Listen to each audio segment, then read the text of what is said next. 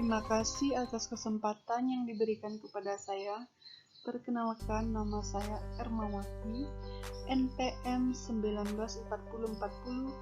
1940401131. Baiklah, di sini saya akan mempresentasikan materi tentang pengelolaan perubahan.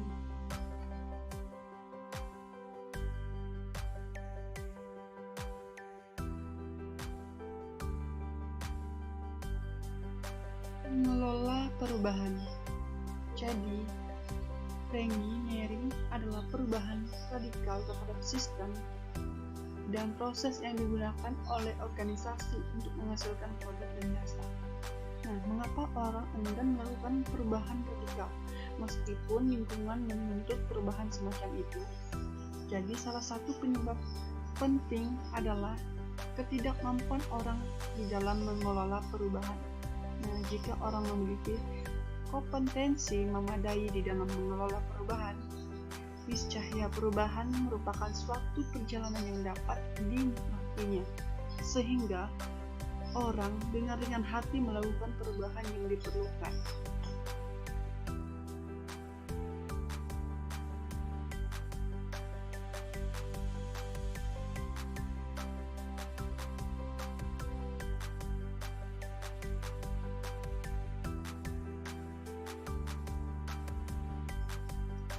Selanjutnya, perubahan macam apa yang perlu dikelola? Nah, di sini ada dua macam perubahan. Nah, yang pertama, perubahan kecil. Jadi, perubahan kecil ini dilaksanakan secara bertahap atau secara perlahan-lahan dengan langkah-langkah perubahan kecil. Jadi, sedangkan perubahan besar adalah perubahan yang bersifat transformasional dan biasanya merupakan hasil suatu analisis rasional dan proses perencanaan.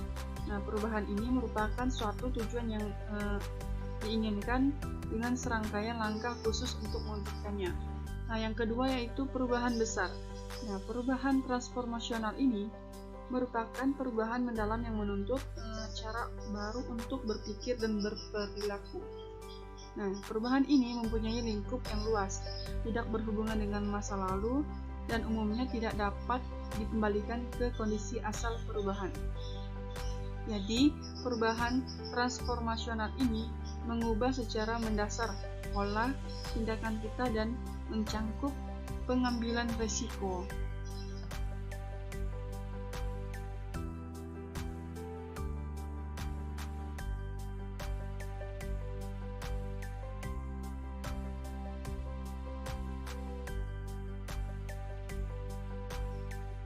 Perubahan transformasional menuntut kompetensi. Jadi, komponen utama kompetensi manajer dalam mengelola proses perubahan transformasional ada dua, yaitu yang pertama, leadership skill. Nah, jadi manajer mampu memicu perubahan, mengingat perubahan transformasional ini harus dimulai dari kebangkitan rasa keterdesakan dalam diri seluruh personel organisasi, membentuk tim pemandu, dan merumuskan serta mengkomunikasikan visi perubahan. Nah, contoh leadership skill yang pertama itu problem solving dengan efektif, yang kedua saling membangun dan saling mendukung, yang ketiga memandang berbagai segi perspektif, yang keempat mampu membina hubungan antar tim, dan yang kelima mempunyai visi. Yang kedua yaitu managership skill. Jadi diperlukan oleh manajer pada tahap-tahap ketidakpastian, transformasi, dan rutinisasi karena pada tahap-tahap tersebut diperlukan kemampuan untuk mengendalikan proses perubahan transformasional. Nah, contoh dari managership skill ini yaitu yang pertama keterampilan konseptual, yang kedua keterampilan komunikasi, yang ketiga keterampilan teknis, yang keempat mempunyai keterampilan manajemen waktu, yang kelima keterampilan membuat keputusan, dan yang keenam yaitu mempunyai keterampilan kepemimpinan.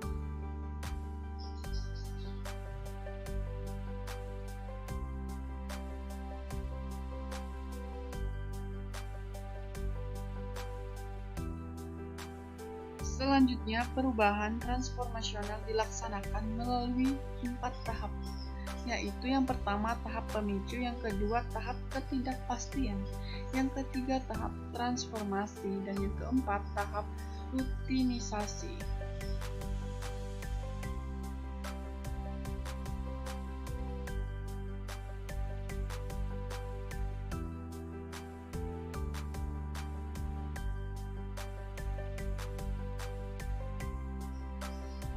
Yang pertama, tahap pemicu. Nah, dalam tahap ini ada 3 tahapan penting yang harus dilaksanakan oleh leader. Yang pertama, membangkitkan rasa keterdesakan. Jadi, mengapa orang pada umumnya sering resisten terhadap perubahan? Nah, itu dikarenakan perubahan berarti pekerjaan, pengorbanan, dan ketidaknyamanan pada awal proses perubahan untuk mendapat sesuatu yang lebih menyenangkan di masa kemudian. Padahal, rasa keterdesakan ini yang mampu memicu perjalanan menuju sebuah perubahan. Yang kedua, yaitu membentuk tim pemandu. Nah, setelah rasa keterdesakan bangkit di kalangan personel, leader perlu membentuk tim yang menjadi pelapor perubahan yang secara nyata dan dengan mudah dapat disaksikan oleh anggota organisasi yang lainnya. Jadi, anggota tim perlu memenuhi syarat seperti yang pertama, memiliki kekuasaan dari posisi yang dimilikinya. Nah, tim ini harus cukup mengikuti sertakan manajer yang memegang posisi untuk dapat menyingkirkan semua penghambat kemajuan perubahan.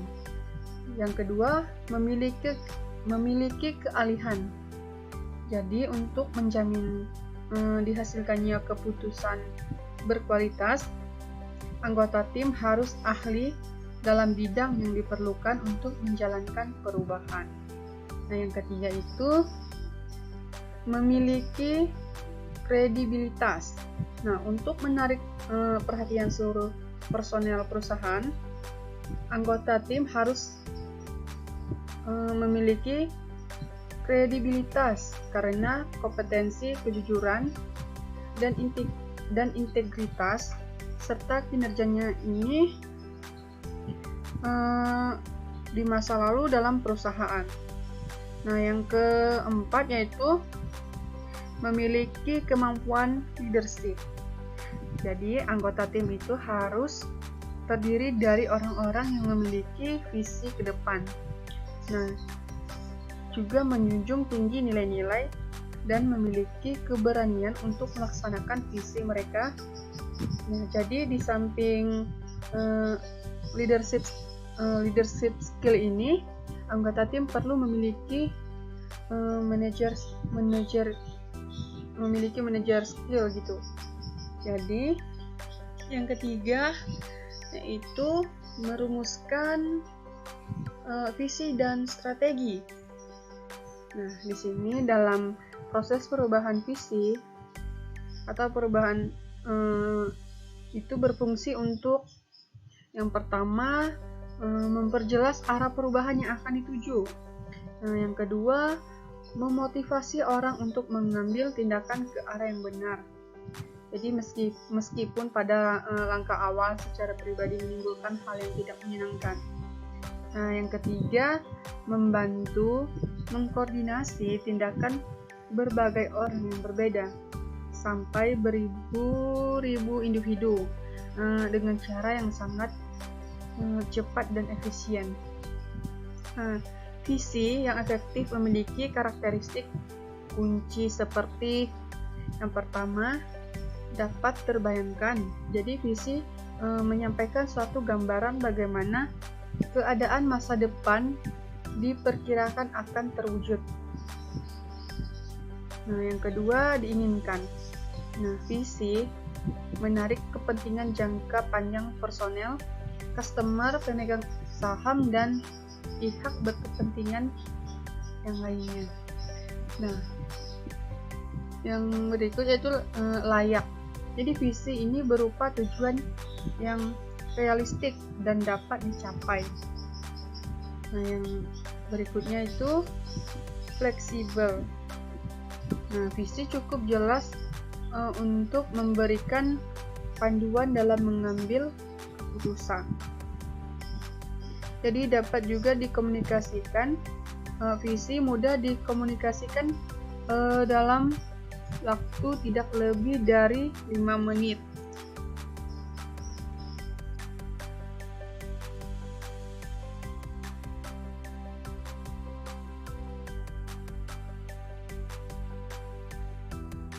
Yang kedua yaitu tahap ketidakpastian. Jadi dalam menuju ke daerah yang penuh ketidakpastian ini, seseorang itu harus berbekal keberanian untuk menghadapi risiko dan kemampuan untuk belajar. Jadi setelah proses perubahan dimulai, tugas leader itu adalah mengurangi rasa ketidakpastian yang menghinggapi personel perusahaan dalam mewujudkan visi. Nah, di sini ada dua dalam mewujudkan visinya melalui yang pertama, pemberdayaan personel untuk mewujudkan perubahan. Jadi, seringkali setelah personel memahami visi yang dikomunikasikan kepada mereka dan telah memiliki keinginan untuk melibatkan diri dalam perubahan transformasional yang direncanakan, karyawan menjadi tidak berdaya karena suatu sebab. Nah, jadi sebabnya itu yang pertama, struktur organisasi formal menjadikan karyawan itu menemui kesulitan untuk melibatkan diri di dalam perubahan. Yang kedua, karyawan tidak memiliki keterampilan. Jadi tidak memiliki keterampilan yang diperlukan untuk melaksanakan kegiatan atau pekerjaannya. Jadi yang ketiga itu sistem personel dan sistem informasi menjadikan karyawan itu menemui kesulitannya untuk melibatkan diri di dalam perubahan. Nah, yang keempat, manajer atau atasan menghambat pelaksanaan perubahan yang dilaksanakan oleh personel. Nah, yang kedua, untuk mengatasi masalah tersebut, langkah-langkah pemberdayaan karyawan perlu dilakukan untuk melakukan perubahan transformasional ini. Nah, adapun langkah-langkah untuk mengatasi masalah ini yaitu yang pertama, mengkomunikasikan visi kepada personel. Jadi yang kedua, membangun struktur yang cocok dengan visi. Yang ketiga, memberikan pelatihan yang diperlukan personel. Yang keempat, menyesuaikan sistem informasi dan sistem personel dengan visi. Nah, yang kelima, melawan supervisor untuk menghambat perubahan yang diperlukan.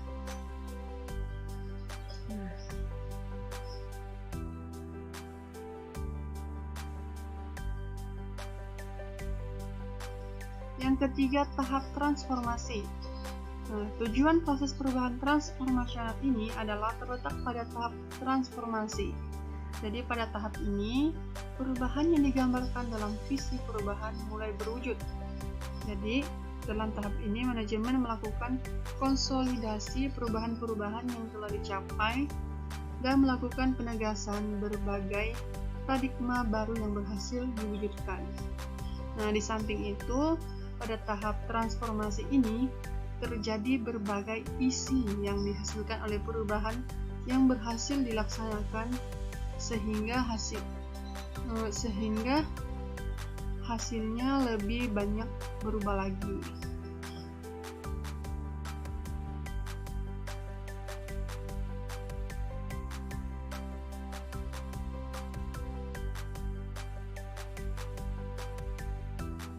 Yang keempat yaitu tahap rutinisasi.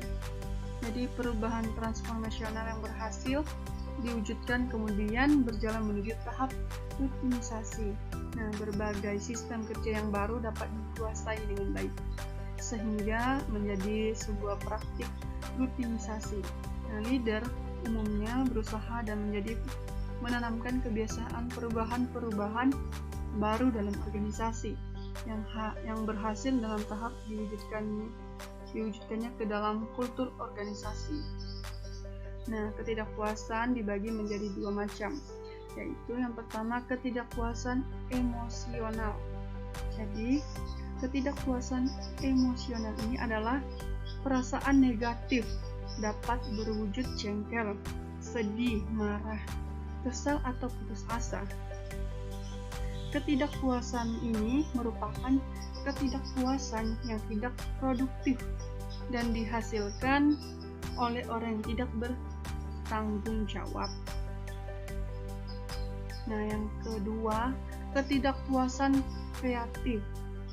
Nah, ketidakpuasan kreatif ini adalah perasaan positif seseorang dalam menghadapi keadaan tidak terpenuhi keinginannya. Jadi, ketidakpuasan ini juga berarti ketidakpuasan terhadap sesuatu yang telah berjalan dengan baik, yang dilandasi oleh keyakinan bahwa selalu ada cara yang lebih baik. Nah, ketidakpuasan kreatif ini merupakan ketidakpuasan yang produktif dan dihasilkan oleh orang yang memiliki tanggung jawab tinggi dalam dirinya.